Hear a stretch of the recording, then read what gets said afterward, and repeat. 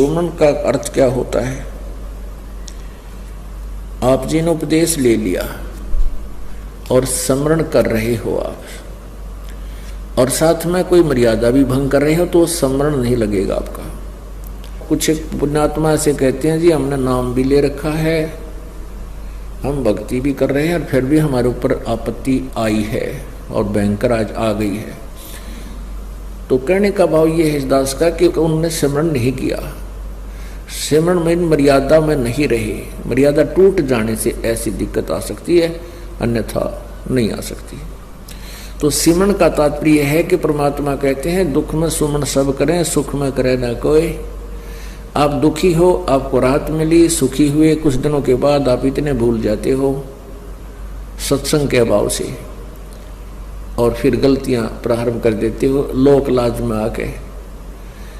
लाज में आके गुरुजी के द्वारा दिए गए आदेश की अवहेलना कर देते हो, उल्लंघन कर देते हो, मर्यादा तोड़ देते हो, तो काल का दाव लग जाता है। कुछ एक ऐसे भक्त हैं जिनके पिछले पुण्य अच्छे होते हैं, और वो पुण्यों के कारण, पिछले पुण्य तो हैं ही, उन पुण्यों के कारण वो सुखी है। जिस इस नकली लोक में जिसको हम सुख मानते हैं, वो संसारिक दृष्टि से सुखी है, और उसने उपदेश भी ले लिया है।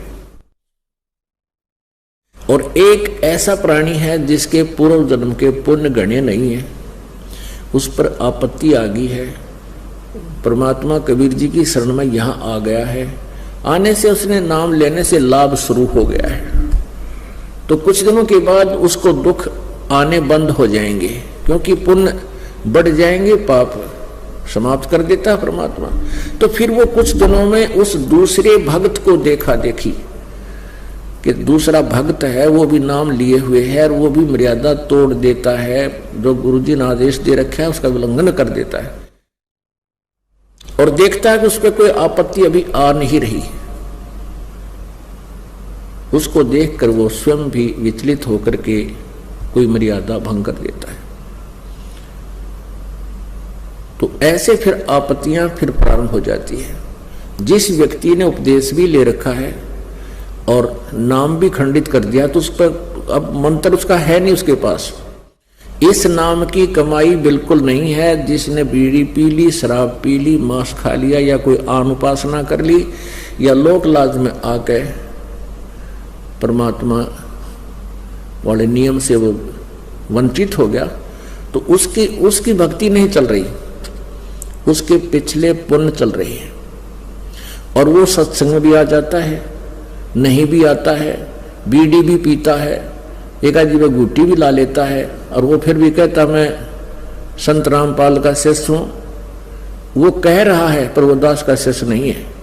हाँ, उसके साथ क्या बनेगी? फिर एक ही दम इतनी आपत्ति आवेगी जब उसके पुण्य समाप्त हो जाएंगे, वो बक्कल उतरेगा, और फिर वो व्यक्ति आकर के कहेगा कि मैंने तो नाम ले रखा था जी, हमारे घर पे भी ऐसी आपत्ति आएगी। तो वो ऐसा पापात्मा होगा कि आसपास के क्षेत्र के 10-5 कोई भक्त चारे हो नाम लेने के लिए श्रद्धालु, तो उनके लिए भी वो एक रोड़ा बन जाएगा। यो कहेंगे देखो उनका नाम ले रखा था, आज उनका इतनी आपत्ति आएगी। तो उसके पास नाम नहीं था भगवान वाला, परमात्मा का प्रोटेक्शन नहीं था। जब लग हंसा हमारी आना, और काल लगे नहीं तेरा बाण। जब तक हम परमात्मा की मर्यादा में रहेंगे, आन माने मर्यादा, तब तक काल का अटैक हमारे पर नहीं होगा। तो इस प्रकार हमने परमात्मा की भक्ति के साथ साथ मर्यादा की भी आवश्यकता पड़ती है। जैसे हमने खेत में बीज दिया, समार भी दिया, बीज भी डाल दिया, डोल बनाई नहीं, उसकी डोली नहीं बनाई, उसके चारों तरफ मेड़ नहीं बनाई, डोला नहीं बनाया, तो पानी डालेंगे वो भी इधर उधर बिखर जाएगा, खाद डालेंगे वो भी इधर उधर बिखर जाएगा, तो फसल नहीं तैयार होगी। तो मर्यादा एक डोल बनेगी, और ये अति आवश्यक है। इसमें परमात्मा की भक्ति को रोकने के लिए इसको